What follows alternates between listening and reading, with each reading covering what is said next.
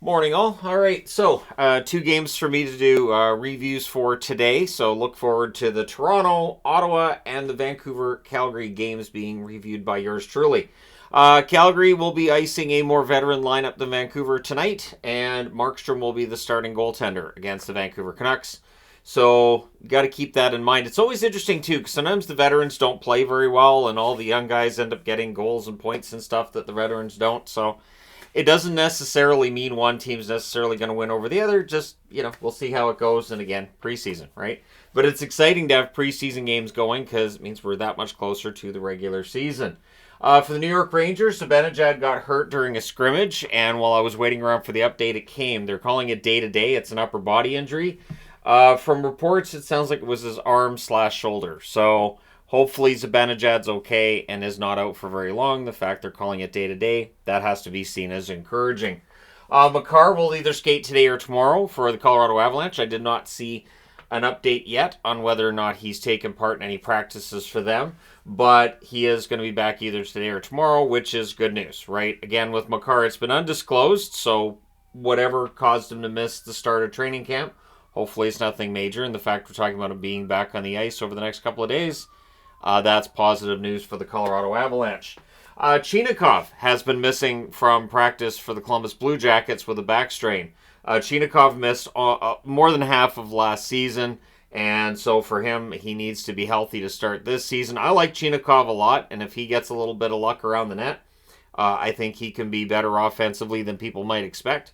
But we'll see whether or not Chinakhov is able to get into any games for Columbus during the preseason.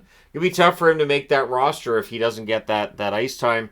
And of course, if you're injured to start the season, it could be tougher to break into the roster after the season's gotten started. Adrian Kempe scored twice during the LA-Arizona game that took place last night. I was sleeping. I was asleep by 10 o'clock last night. I apologize. Just the night before was just an absolute nightmare.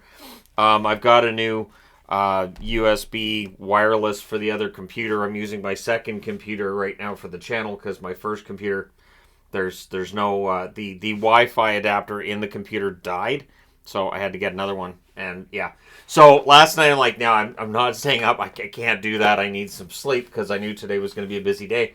But the LA Kings get the split in Australia. Sounds like it was a really fun game. Kings score 3 times in the third period to get there, and Kempe gets a power play goal as well as the empty netter. So a couple of entertaining games in Australia. We'll see what happens from here, how much merchandise the NHL managed to sell as a result. And hopefully for people in Australia, you really enjoyed having the games there. The building was full, and the crowd definitely into it, and that's really what you're looking for. They're trying to create new fans, and it looks like that may have been the case.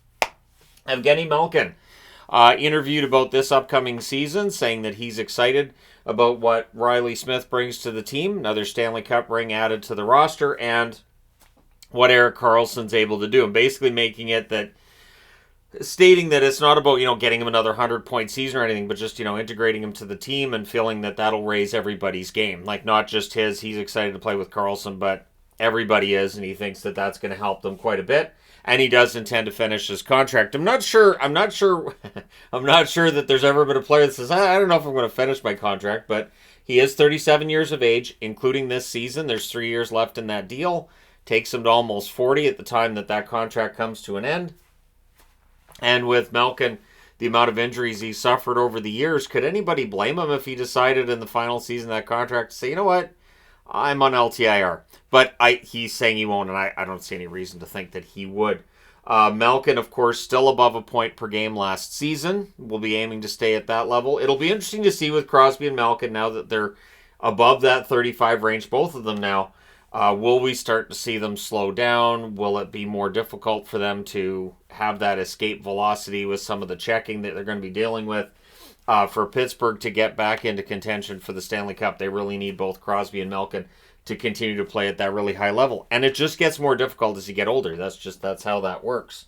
So all the best to Malkin and the Penguins for this upcoming season. Taylor Hall, his first practice was yesterday with the Chicago Blackhawks, and saying that it was just precautionary stuff that kept him out of the lineup.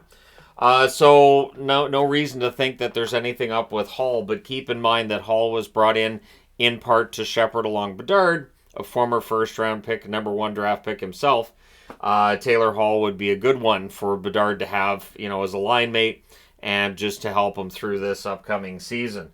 So Hall being in the lineup is really important for Chicago for more reasons than just the fact that Hall's going to be one of the few players they have that can put up 60 points in a season.